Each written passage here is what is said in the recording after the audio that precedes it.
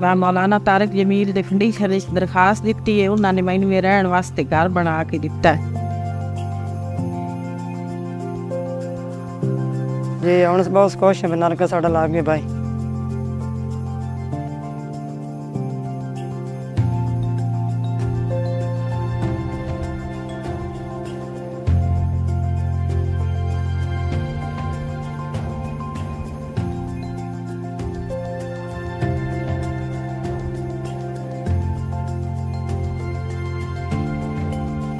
میں بچی کا یہ بنانے کے لیے شادی کا انتظام نہیں کر سکتا ہوں۔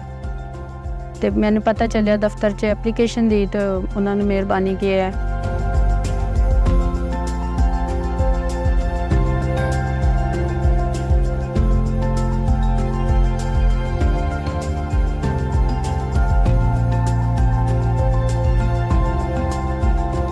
مولانا طارق جمیل فاؤنڈیشن کی آس لیب میں سی ٹی اسکین کی سہولت میسر ہو گئی ہے۔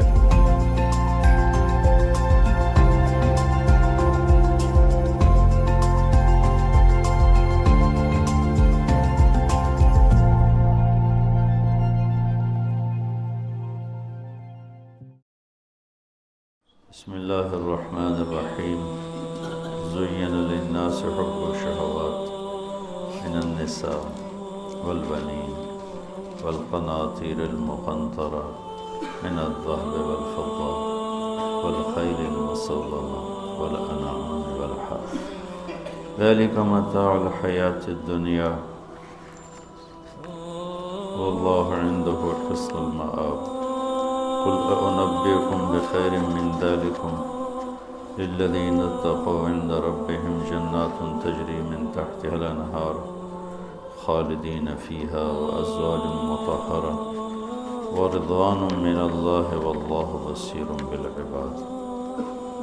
الذين يقولون ربنا إننا آمنا فاغفر لنا ذنوبنا وقنا عذاب النار الصابرين والصادقين والقانتين والمنفقين والمستغفرين بالأسحار۔ صدق اللہ العظیم۔ اللہ تعالیٰ فرما رہے ہیں کہ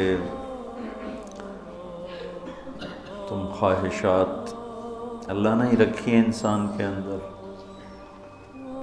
خود تو لایا نہیں، اللہ کی طرف سے اس کے اندر مختلف قسم کے جذبے، خواہشات اور منفی مثبت دونوں طرح کی چیزیں اس کے اندر پیدا ہوتی۔ تو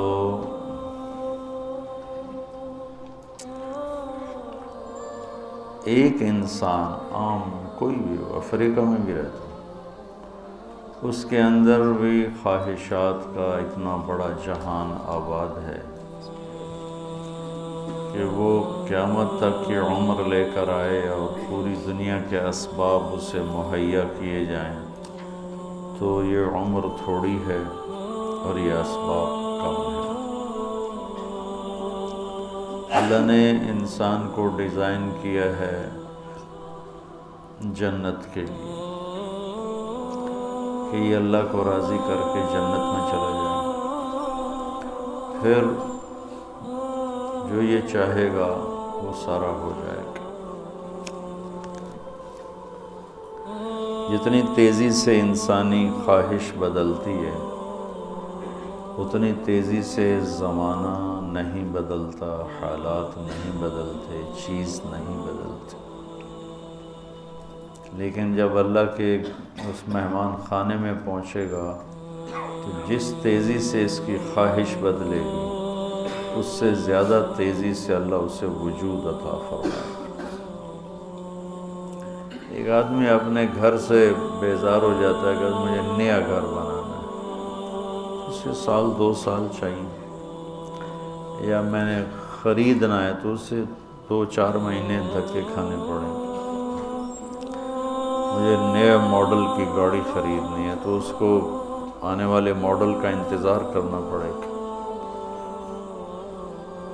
مجھے یہ کھانا کھانا ہے تو اس کے لیے اسے کہیں ہوٹل جانا پڑے گا، کہیں سے آرڈر دینا پڑے گا، گھر میں بنوائے تو بھی وقت چاہیے نا۔ دنیا کا نظام تدریج پر چلتا ہے، یعنی آہستہ آہستہ چلتا ہے۔ اور انسانی خواہش بہت تیزی کے ساتھ گردش کرتی ہے اور تبدیل ہوتی ہے۔ یہاں اگر ہم اپنی خواہش والے راستے پر چلیں گے نا تو تھک جائیں گے اور زندگی زیادہ خراب ہو جائے گی، زندگی کی کوالٹی خراب ہو جائے گی۔ جب کسی قوم کا عمل خراب ہوتا ہے اور علم ٹھیک ہو تو واپسی کی امید ہوتی ہے، جب علم غلط ہو جائے تو واپسی کی امید بڑی مشکل ہوتی ہے۔ اس وقت مسلم ہو یا غیر مسلم، ان کا علم غلط ہو گیا ہے، وہ آخرت کو بھلا کر صرف دنیا کی زندگی کے پیچھے دوڑ رہے ہیں اور اسی میں ساری خوشیاں لینا چاہتے ہیں، ساری لذتیں لینا چاہتے ہیں، ساری خواہشیں پورا کرنا چاہتے ہیں۔ سونے چاندی کے گھر بھی بن جائیں تو حالات کی چکی ایسی ہے جو اسے پیس کے رہے گی۔ یہ ہواؤں میں اڑتا ہو، پانیوں کے سینہ چیرتا ہو، زمین کی تہوں کو کھولتا ہو، یہ سونے چاندی کے برتنوں میں کھاتا ہو، ہیرے کے تاج سر پہ سجاتا ہو، سونے کا نوالا اس کے منہ میں ڈالا جاتا ہو، تو بھی حالات اس کائنات کا ایک ایسا طاقتور نظام ہے جو اسے توڑے گا۔ اب پوری دنیا کے انسانوں کا ذہن بن گیا ہے، پیسہ بناؤ پھر موج کرو، یہ ذہن ہے۔ ساری دنیا کا مسلم غیر مسلم لاشعوری طور پر اس سوچ کا غلام بن چکا ہے کہ پیسے سے زندگی بنتی ہے، پیسہ نہیں ہے تو کچھ بھی نہیں ہے، کوئی تمہیں پوچھنے والا نہیں ہے۔ کچھ نظر بھی ایسے ہی آتا ہے تو ایک نظر کا دھوکہ ہو گیا، ایک علم کا دھوکہ ہو گیا تو سارا ٹریک ہی غلط ہو گیا۔ تو ساری انسانیت دوڑ پڑی، مال بناؤ، مال بناؤ، مال بناؤ، پیسہ بناؤ، رشوت کھل گئی، سود کھل گیا، جھوٹ کھل گیا، ہیرا پھیری چل پڑی، دو نمبری چل پڑی، چوریاں ڈاکے چل پڑے اور جوئے چل پڑے، سٹے چل پڑے، ذخیرہ اندوزی چل پڑی، دو نمبری چل پڑی۔ اس سب کے پیچھے کیا ہے کہ مال بناؤ۔ تو یہاں اگر سب کچھ مل بھی جائے نا تو بھی انسان خوش زندگی نہیں گزار سکتا، ڈیزائن ایسا۔ تو پہلی خواہش عورت ہے، پھر اولاد ہے، پھر مال و دولت ہے، پھر سواریاں ہیں، پھر جائیدادیں ہیں، پراپرٹیز ہیں، زمینیں ہیں۔ ان میں انسان اپنی دھن میں لگا ہوا اور موت پیچھے اس کو کھائے جا رہی، کھوکھلا کیے جا رہی۔ ادھر اس کے محل بن رہے ہوتے ہیں، ادھر اس کی قبر تیار ہو جاتی، ادھر اس کے لاکھوں کے جوڑے تیار ہو رہے ہوتے ہیں، ادھر سادہ لٹھے کا کفن تیار ہو چکا ہوتا۔ اس لیے اللہ تعالیٰ نے فرمایا، اللہ نے ان چیزوں سے یہ جن کے نام لیے ہیں ان سے روکا نہیں ہے۔ عورت شادی کرو، تمہیں اللہ نے اجازت دی ہے، اولاد ہے ان کی پرورش کرو، کمانا ہے تو کماؤ، سونا چاندی کماؤ، کون روکتا ہے؟ اور سواریاں اچھی رکھنی ہے تو رکھو۔ میرے نبی نے گدھے پر بھی سواری کی، خچر پر بھی کی، اونٹ پر بھی کی اور اعلی نسل کے گھوڑوں پر بھی کی۔ تو آپ نے امت کے تمام طبقات کے لیے راستہ دکھا دیا۔ اسلام میں صرف غربت کا نمونہ نہیں، اسلام چپڑاسی سے لے کر بادشاہ تک کا نمونہ پیش کرتا ہے، اور زندگی کے ہر پہلو پر میرے نبی کا نور پڑ رہا ہے اور ان کی روشنی پڑ رہی ہے کہ بادشاہوں کو بھی اگر زندگی گزارنی ہے تو نبی کے طریقے کو دیکھیں گے۔ تو اللہ تعالیٰ نے اس سے روکا نہیں ہے، یہ ساری نعمتیں ہیں جس کو اللہ گنوا رہا ہے، لیکن ان نعمتوں کی حقیقت کیا ہے؟ متاع الحیات الدنیا، مٹ جانے والی چیزیں۔ اگر ان میں حرام میں پڑ گئے تو برباد ہو جاؤ۔ عورتوں سے حرام تعلق ہے، پیسے حرام طریقے سے ہے، سونا چاندی حرام طریقے سے ہے، سواریاں حرام راستے سے ہیں، تو پھر تمہارے لیے تباہی کے سوا کچھ بھی نہیں۔ تو حلال میں بھی یہ ہوں تو بھی اللہ کہتا ہے چاہے حلال بھی ہو تو چھوڑ کے تو جو آخر سلیمان علیہ السلام بھی حکومت چھوڑ کے ہی گئے. کتنی بڑی حکومت اللہ نے دی کہ سخرنا لہ الریح تجری بامرہ رخاء حیث اصاب والشیاطین کل بناء وغواص وآخرین مقرنین فی الاسفاد، کہ اللہ تعالیٰ نے جنات تابع کر دیے، ہوا تابع کر دی، کیا کیا اللہ تعالیٰ نے ان کے لیے تابع کر دیا، لیکن چھوڑ کے چلے گئے نا. ذوالقرنین نے مرتے ہوئے کہا میرے ہاتھ کفن سے نکال دینا کہ لوگوں کو پتہ چلے کہ اتنا بڑا بادشاہ بھی خالی ہاتھ جا رہا. تو یہاں سب کچھ مل جائے تو زوال ہے، چند سال گزرنے کے بعد زوال ہے. تو اب اللہ کہہ رہا میں تمہیں ایک اس سے اعلیٰ چیز بتاؤں، انبئکم بخیر من ذالکم، کیا ہے؟ للذین اتقوا عند ربہم جنات تجری من تحتها الانہار خالدین فیہا وازواج مطہرہ ورضوان من اللہ واللہ بصیر بالعباد. کہ اگر مجھ سے دوستی لگا لو نا، تقویٰ کیا ہے؟ اللہ سے دوستی لگا. اور تقویٰ کوئی ایسی آسمانی مخلوق نہیں ہے یا ایسی کوئی مشکل صفت نہیں ہے جو پیدا عام سے عام مسلمان تقوی والا ہو سکتا. کون ہے تقوی والے؟ اللہ جو یہ کہتے ہیں اللہ ہم تیرے اوپر ایمان لائے، یا اللہ ہمارے گناہ معاف فرما، ہمیں جہنم سے نجات عطا فرما. اور تقوی والے کون ہوتے ہیں؟ جو صبر کرتے ہیں، جو سچ بولتے ہیں، جو عبادت کرتے ہیں، جو خرچ کرتے ہیں اور جو تہجد پڑھتے ہیں. لو یہ 4-5 باتیں ہیں، یہ کر لو تو آپ تقوی والے ہو. تو اس پر ملنے والا کیا ہے؟ جنات تجری من تحتها الانہار. انسان جب سے پیدا ہوا ہے اور جب سے پروان چڑھ رہا ہے اور نسل در نسل آئیڈیل لائف کی تلاش میں.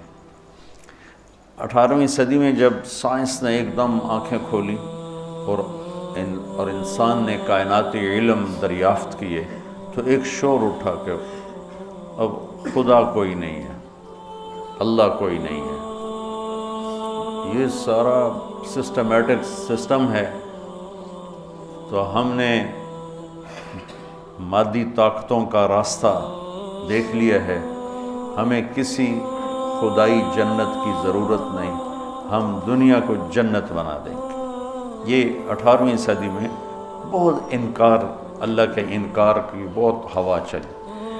پھر انسانی علم خود یہاں تک پہنچا کہ نہیں، اللہ کے انکار کے بغیر کائنات کا کوئی نہ سر ہے نہ پیر ہے، نہ توجیہ ہو سکتی ہے، نہ کوئی اس کے کسی سوال کا جواب ہو سکتا ہے. لہذا ایک خالق ضرور ہے جس نے اس کائنات کو پیدا کیا ہے. تو ایک بات پہلے میں جو میڈیکل سائنس کہتی ہے کہ انسان اپنے ذہن میں کبھی بھی ناممکن کی تمنا نہیں کر سکتا. آپ کو کسی ان پڑھ سے ان پڑھ ایک چھوٹی سی مثال، کدی 2 تے 2 5 ہو جان.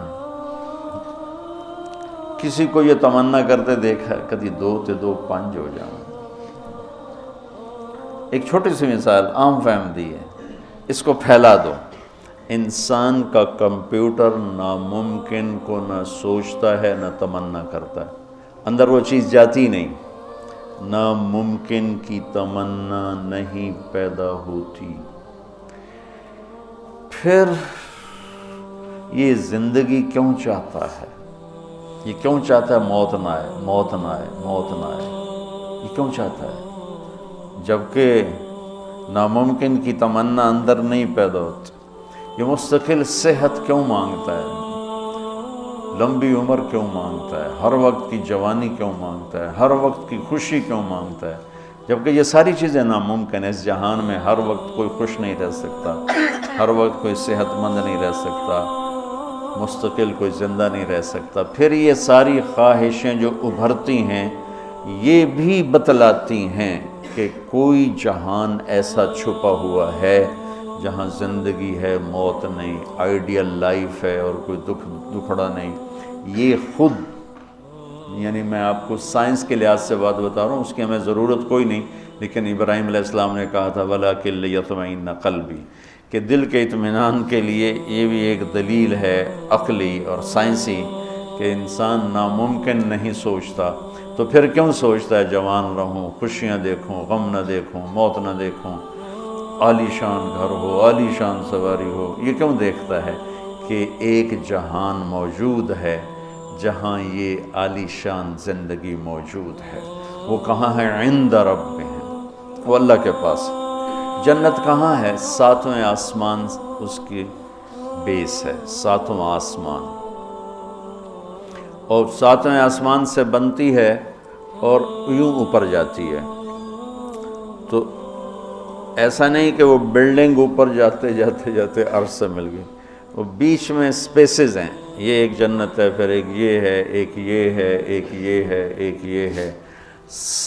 عرش کے ساتھ جا کر جو جنت مل گئی ہے کہ اللہ کا عرش اس جنت کی چھت بن گیا ہے، وہ ہے جنت الفردوس۔ ان الذین آمنوا وعملوا الصالحات کانت لهم جنات الفردوس نزلا اولئک هم الوارثون یرثون الفردوس۔ تو فردوس اعلی جنت ہے۔ اللہ نے ساری جنتوں کو بنایا کن کن، یہ صرف ہمیں سمجھانے کے لیے ہے، اللہ کو تو کن کہنے کی بھی ضرورت نہیں ہے، لیکن میرے نبی کا فرمان ہے باقی ساری جنت بنی میرے رب کے امر کے ساتھ، اور جنت الفردوس کو اللہ نے بنایا اپنے ہاتھوں کے ساتھ۔ تو یہ دنیا اللہ نے جس دن بنائی ہے، جس دن، اس سے لے کر آج تک اس کو ایک دفعہ بھی محبت سے نہیں دیکھا، اور جنت الفردوس کو جس دن بنایا ہے اس دن سے لے کر آج تک روزانہ دن میں 5 دفعہ رحمت کی نظر ڈالتا۔ اور جنت الفردوس کو ہاتھوں سے بنایا ہے تو وہ کیا چیز بنی ہوگی؟ ہاتھوں سے بنایا ہے، وہ کیا چیز بنی ہوگی؟ جس دن بنایا تھا اس دن سے لے کر آج، اور آج سے جس دن اس میں جانا ہے، آنے والا زمانہ بھی موجود ہے، گزرا ہوا زمانہ کوئی 25 ارب سال ہے، 30 ارب سال ہے اس کائنات کو بنے ہوئے۔ تو اگر اسی عدد کو لے لیں تو میرے نبی کا فرمان ہے کہ اللہ جنت الفردوس کو روزانہ دن میں 5 دفعہ اس کا میک اپ کرتا۔ پہلے سے 5 دفعہ جس چیز کا میک اپ ہو وہ کیا چیز بنے گی؟ اچھا یہ تو دنیا ہے نا، چھوٹی چیز ہے، اس کا تو زیادہ میک اپ ہو نہیں۔ اس مسجد کا ہم میک اپ شروع کریں تو یہ چھوٹا سا حال ہے، سال 2 سال 3 سال میں ہم دنیا کے تارے توڑ کے لے آئیں تو بھی چند سال کے بعد کوئی جگہ ہی نہیں ہوگی بھی اب کہاں کیا چیز رکھیں۔ میں اس پہ حیران ہوتا ہوں، ایک لڑکی دلہن بن رہی ہے نا، تو وہ پارلر پہ اسے 1 گھنٹہ 2 3 4 5 6 7 8 لگا لو، اس کے بعد وہ کیا کریں گے؟ منہ ایڈا سارا۔ تو ایک لڑکی ہے، ایک لڑکا ہے، ایک گھر ہے، اس کی ڈیزائننگ ہے، اس کا میک اپ ہے، کسی کو چند گھنٹے لگیں گے، کسی کو چند سال لگیں گے، اور پھر ختم، کہ بس اس سے زیادہ نہیں ہو سکتا ہے۔ لیکن میں جب بھی سوچتا ہوں میں گم ہو جاتا ہوں، حیرت میں گم ہو جاتا ہوں کہ اللہ نے جنت الفردوس کی ہر چیز، جنت کی حور کو اللہ نے پیدا کیا امر کن، باقی جنتیں، اور جنت الفردوس کی حور کو پیدا کیا اپنے ہاتھوں سے پیدا کیا۔ کن اور حادثے کا کتنا فرق ہے۔ پھر جس دن پیدا کیا تھا اس دن سے لے کر آج کتنے سال ہو چکے ہیں؟ 30 ارب سال سے روزانہ پہلے سے 5 گنا زیادہ اللہ اسے خوبصورت کر دیتا۔ تو کیا کرتا ہے؟ اور اس کے اندر میک اپ کو قبول کرنے کی کتنی کیپیسٹی ہے، کتنی طاقت ہے کہ وہ روزانہ پہلے سے 5 گنا زیادہ خوبصورت ہوئی جا رہی ہے۔ اس کی ایک چارپائی لے لو، ایک کرسی لے لو، ایک پتا لے لو، ایک تنکا لے لو، ایک مور لے لو، ایک کبوتر لے لو، ایک پانی کا دریا لے لو، شراب کا جام لے لو، سراہی لے لو، بستر لے لو، پردہ لے لو، پلنگ لے لو، گھوڑا لے لو، کوئی چیز جنت کی لے لو، ہرن لے لو، مور لے لو، کوئی چیز، ہر چیز کو اللہ پہلے سے 5 گنا زیادہ حسین۔ آج 5 دفعہ مکمل ہو گیا، کل آئے گا پھر 5 دفعہ پہلے سے زیادہ حسین۔ 30 ارب سال سے جس چیز کا میک اپ ہو رہا ہو اور آئندہ زمانوں میں بھی اس کا ہونا ہی ہے اور میک اپ کرنے والا بھی اللہ ہو تو وہ کیا چیز بنے گی؟ کیا چیز ہو؟ اور دنیا کو جنت بنا بھی لو تو موت کا کیا کرو؟ ایک آدمی نے بہت عالیشان بنایا اپنا گیٹ گھر، تو میں اس کے ساتھ جا رہا تھا تو مجھ سے کہنے لگا مولانا صاحب اتنے ہی ویکھو اسی تو اتنے روپیے لا چھڑیں تسی ویندے ہی نہیں پے ہو، دیکھو میں نے کیا بنایا ہے۔ تو مجھ سے کہنے لگا مولانا صاحب اتنا ویکھو تو میں کتنے پیسے لائیں تے کی بنا دیتا ہے۔ تو میرے بولنے سے نا پہلے خود ہی بول پیا پر مصیبت ہے مر جامنا ہے چھڑ جامنا ساتھ ہی، اور مصیبت ہے مر جامنا ہے چھڑ جامنا۔ میں کہا بھائی ہوں دس، تو آپ ہی دس دیتا ہے، میں ہوں ویک کی کرنا۔ تو کیا علاج کریں؟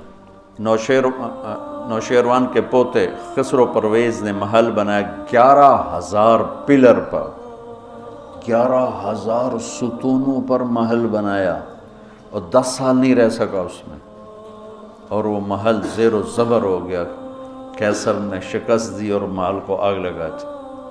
عبد الرحمن الناصر اموی بادشاہ نے اسپین میں محل بنایا 4,316 پلر اور برج، اور 25 سال صرف اس میں رہا، اور جا کے اسی قبر میں گر گیا جس قبر میں غریب جا کے گرتا ہے۔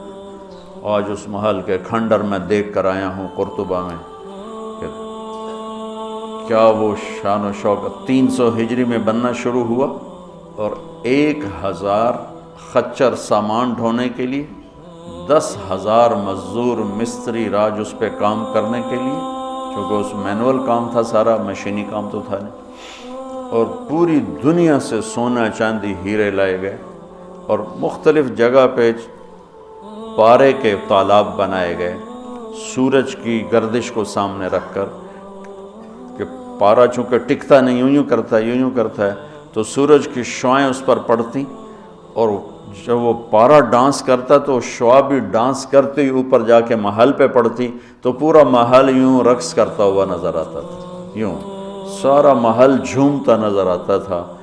اتنا اس اللہ کے نیک بندے نے تباہ کیا پیسہ قوم کا، اور ٹوٹل 25 سال، 350 میں وہ مر گیا، اور اس کی سوانے میں لکھا ہے 50 سال میں نے حکومت کی اور ہر دشمن کو زیر کیا، لیکن میں نے اپنی خوشی کے دن گنے 50 سال میں تو صرف 14 دن تھے، صرف 14 دن۔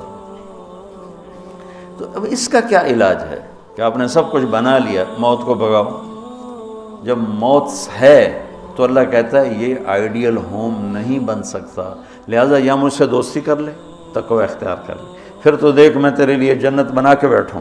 7ویں آسمان سے چلتی ہے، اور پھر یہ درجات ہیں، 100 درجات تو صرف جنت الفردوس کے ہیں، اور باقی پتہ نہیں کیا چیز۔ اچھا 7ویں آسمان پہ یہ اس کی 7واں آسمان اس کی بیس ہے، اور پھر 7ویں آسمان سے باہر نکل گئی، جیسے ہم وہ لوہا ڈال کے اور آگے شیڈ بنا دیتے ہیں، نیچے کوئی ٹیک نہیں ہوتی لیکن لوہے کے سریے ڈال کے شیڈ بنا دیتے ہیں۔ جنت کو اللہ تعالیٰ نے 7ویں آسمان سے یوں باہر نکالا ہے، کتنا باہر نکالا ہے وہ اللہ ہی بہتر جانتا ہے۔ پھر اس کو اوپر اٹھایا ہے اور اپنے عرش کو اس کی چھت بنایا ہے۔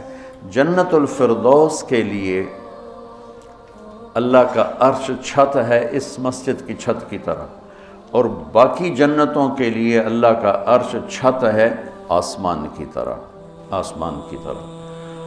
تو اس میں ایک تنکا لکڑی یا گھاس، وہاں کا تنکا بھی سونے چاندی سے بنا ہوا ہے۔ یہاں کے درخت لکڑی کے، ایک کہنے لگا سونے چاندی سے پھل کیسے آئے گا؟ میں نے کہا لکڑ تو پھل کیوں میں آ جانا، یہ کوئی ہے عقل میں آنے والی بات کہ لکڑی سے پھل نکل ہے؟ لیکن چونکہ ہم ہر وقت دیکھتے رہتے ہیں تو وہ ہمارا ذہن اسے قبول کر چکا ہے، ورنہ کوئی عقل کی بات ہے کہ لکڑی میں سے آم نکل آتا ہے، اور لکڑ میں سے انگور نکل آتا ہے، چھوٹی سی بیل میں سے اتنا بڑا تربوز نکل آتا ہے۔ یہ کیا چکر ہے؟ زمین پر پڑے پڑے پڑے پڑے پڑے اتنا ہو جاتا ہے. وہ کہتے ہیں کوئی فلسفی جا رہا تھا تو اس نے دیکھا اتنا بڑا تربوز زمین پہ پڑا ہوا اور آم لگے ہوئے درخت پر, تو کہنے لگا ایک ہی گل ہوئی, چھوٹے چھوٹے اتنے لا دیتے ہیں تو وڈے نو ہیٹھاں پاتا ہے. تو ابھی اسی سوچ میں تھا تو ایک کام ٹوٹ کے اس کی ٹنڈ پہ لگا, کہنے لگا سمجھ آ گئی یہ میرے اتنے ہندوانہ ڈاندا تو میرا کی حال ہے,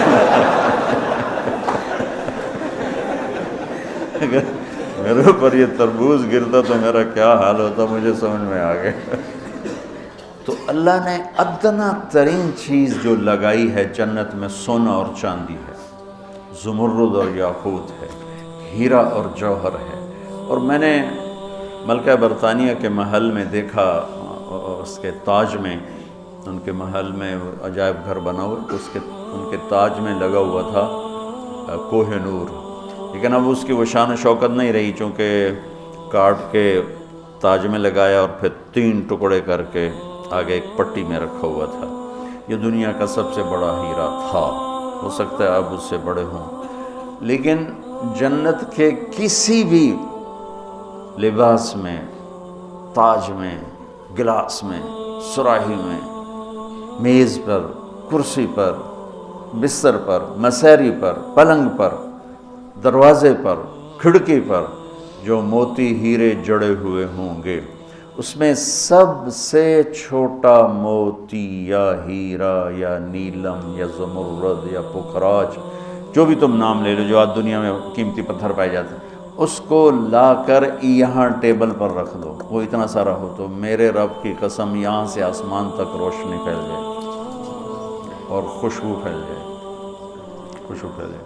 تو اللہ تعالیٰ کہہ رہا ہے تم مجھ سے صلح تو کرو, مجھ سے یاری لگاؤ, میں نے آئیڈیل ہوم تمہارے لیے بنایا ہوا ہے.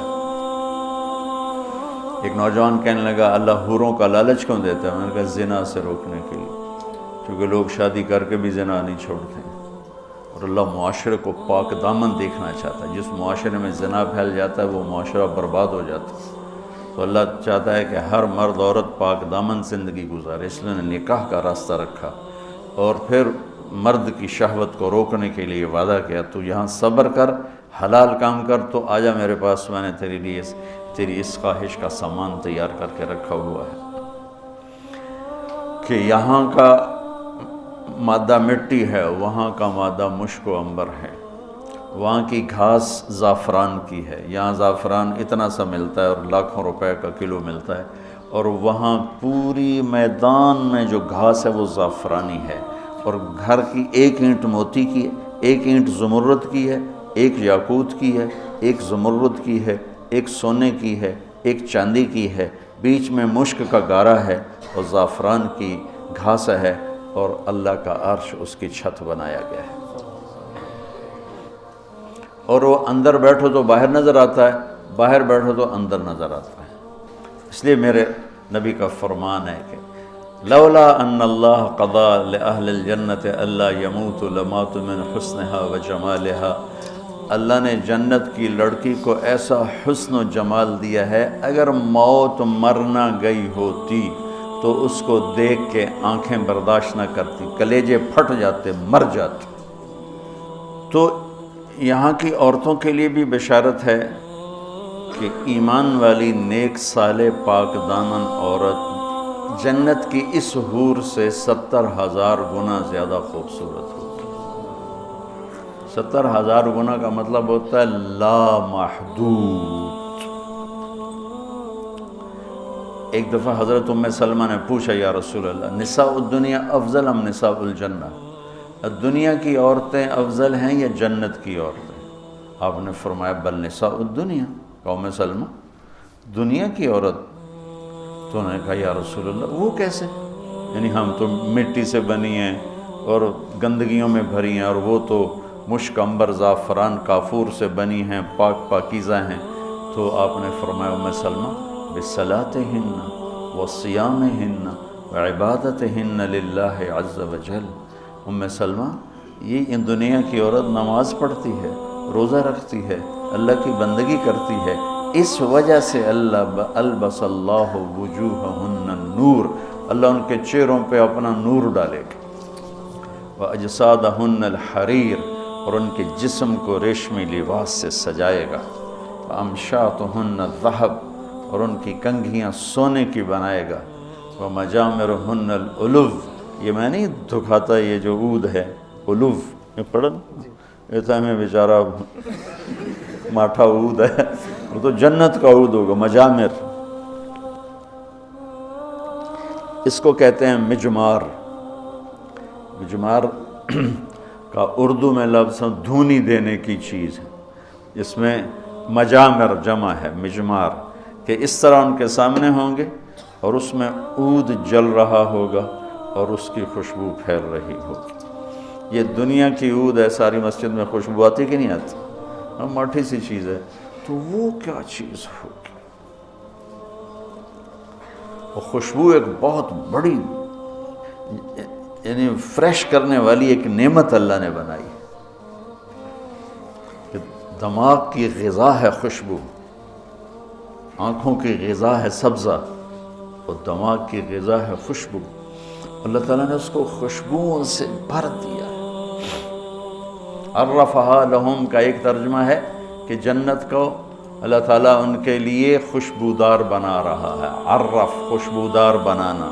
ایک اور ترجمہ بھی ہے لیکن ابھی اس کی مناسبت سے مجھے یاد آیا کہ عرفہا لہم، کہ آ جاؤ ایک دفعہ مجھ سے دوستی لگا کے، پھر ایسی جنت دوں گا جس میں خوشبوئیں خوشبو ہوگی، اور ایسی خوشبو ہوگی کہ یہ ادھر تو لگاتے ہیں اور تھوڑی دیر بعد وہ ختم ہو جاتی ہے.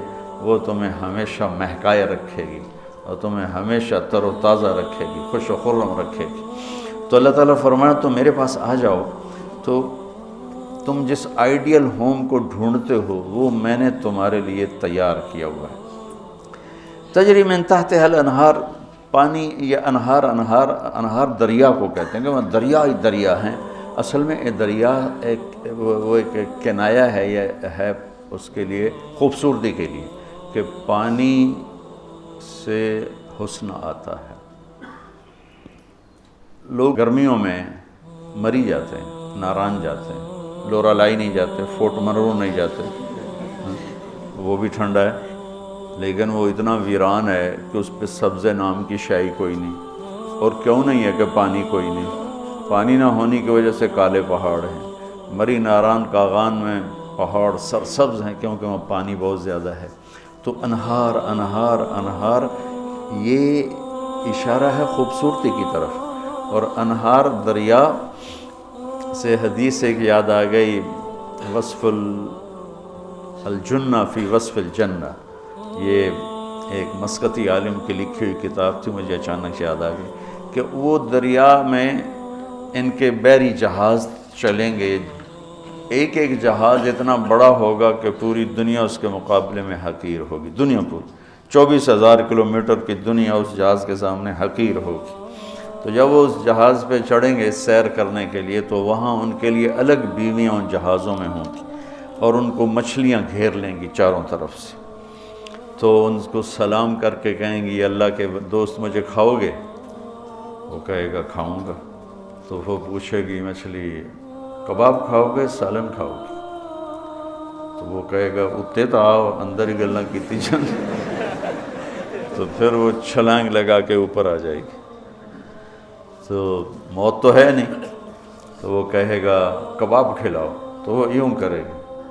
تو ایک کندھے سے کباب نکل کے سامنے آنا شروع ہو جائے. کہے گا سالن دے، تو یوں کرے گی. تو میں یہ بنگلہ دیش میں حدیث بیان کرتا ہوں، بہت مزہ آتا ہے کیونکہ بنگالی بڑے خوش ہوتے ہیں. ان کی غذا مچھلی ہے نا. ایک دفعہ پہلوانوں کو اکٹھا کیا ہم نے.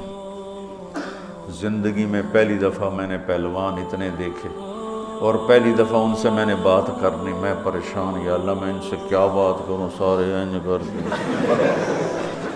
اڈی اڈی کنی، اڈے اڈے سر تے کن، کسی دا این کسی دا این کسی دا این، تو انج کر کے پے ہوئے. کبھی زندگی میں پہلوانوں سے بات نہیں کی. تو بڑا پریشان بڑا پریشان. ظہر کی نماز کے بعد بیان تھا، مونی روڈ وہ پہلوانوں کا کھڑا ہوتا تھا. خیر نماز ظہر کی ہو رہی تھی تو نماز کے دوران اللہ نے نا میری راہبری فرمائی. مجھے ایک حدیث یاد آ گئی. تو بیان شروع ہوا تو وہ ان کے بیٹھنے کا انداز ایسا جیسے کوئی اکھاڑے میں ہی بیٹھے ہوں. تو میں نے ان سے کہا دیکھو بھائی، یہاں سے میں نے بات شروع کی، دیکھو بھائی اصل زندگی ہے جنت اور دنیا ہے عرض، اور جنت میں جانے کا سب سے زیادہ مزہ پہلوانوں کو آئے گا. وہ سارے ذرا این ہو گئے، پہلے این ہو گئے. پہلوانوں کو بڑا مزہ آئے گا جنت میں جانے کا، اس لیے کہ جنت کا پہلا کھیل جو اللہ ہمیں دکھانے والا ہے نا، پہلی انٹرٹینمنٹ جو جنت کی ہوگی سب سے پہلی، وہ مچھلی اور بیل کی کشتی ہوگی. اب ہمیں تو کشتی آتی نہیں، تو ہمیں تو نہیں پتہ لگے گا بھئی مچھلی نے کیا داؤ لگایا، بیل نے کیا داؤ لگایا. تم سارے پہلوان ہو، تمہیں پتہ ہے داؤ کیا ہوتا ہے. جب بیل داؤ لگائے گا تو اس لیے نعرے مارو گے، جب مچھلی داؤ لگائے گی پھر تم نعرے مارو گے، اور تمہیں وہ مچھلی اور بیل کی کشتی دیکھنے کا جو مزہ آئے گا وہ ہمیں تو آئے گا نہیں. یہاں سے بات چلی، وہ تھوڑے تھوڑے ان کی آنکھیں کھلی. تو اللہ تعالیٰ نے ایک عجب گھر بنایا ہے. یہاں ایک عرب جماعت آئی ہوئی تھی، وہ میں گیا ان کو ملنے، وہ تعلیم کرا رہے تھے. اس میں ایک بدو وہ یوں کر کے نا تعلیم میں سویا ہوا تھا یوں کر کے. تو انہوں نے مجھے کہا آپ تھوڑی بات کر لیں. تو میں نے بات شروع کر دی. وہ سویا رہا. مجھے خیال آیا اس بابے نے اٹھاواں کہ میں. تو تھوڑی دیر کے بعد میں نے جنت شروع کی نا، تو وہ پہلے یوں ایسے سویا ہوا تھا بالکل. جب جنت شروع ہوئی تو اس نے مجھے یوں دیکھا، یوں ایک آنکھ سے دیکھا، ایک آنکھ، اور کافی دیر ایسے دیکھتا رہا. پھر یوں ہوا، پھر یوں ہوا، اور پھر ایک دم جمپ لگایا.